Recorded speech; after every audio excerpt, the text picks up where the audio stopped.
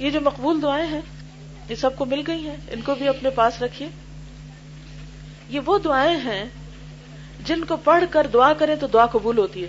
چلیے ان دعاؤں کو آخر میں اختتام پہ پڑھ لیتے ہیں، پھر کوئی اچھی سی دعا مانگتے ہیں اپنے لیے. ٹھیک ہے؟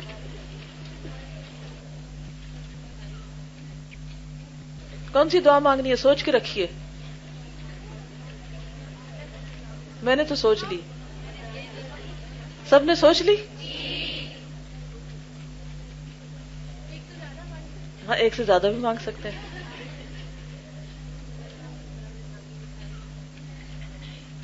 یہ ٹھیک ہے کہ جو نبی صلی اللہ علیہ وسلم نے مانگی وہ ساری دعائیں وہ تو ہیں ہی، وہ تو مانگنی ہی چاہیے. لیکن کوئی تمنا بھی تو ہوتی ہے نا زندگی میں، کوئی پیشن بھی ہوتا ہے، کوئی ڈریم بھی ہوتا ہے انسان کا. اگر آپ اس کے بغیر جیتے ہیں تو پھر تو کوئی زندگی نہیں ہے آپ کی. تو اگر نہیں تو کوئی بنا لیجئے.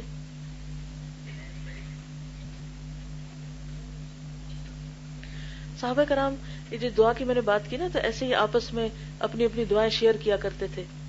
کوئی شہادت کی دعا مانگتا تھا، کوئی کسی چیز کی، کوئی کسی چیز کی. اور پھر ان کی زندگی کے بعد جب جائزہ لیا گیا تو ان میں سے بعض کی دعائیں قبول بھی ہوئیں. جس طرح کی مانگی اسی طرح قبول ہوئی ان کی.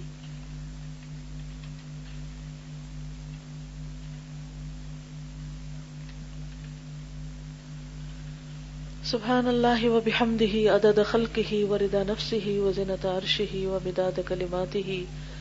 سبحان اللہ وبحمدہ سبحان اللہ العظیم.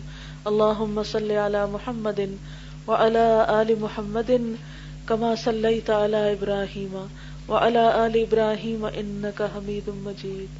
اللہم بارک علی محمد وعلی آل محمد کما بارکت علی ابراہیم وعلی آل ابراہیم انک حمید مجید.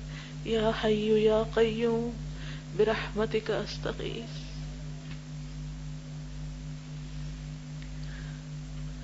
سبحان اللہ والحمد للہ ولا الہ الا اللہ واللہ اکبر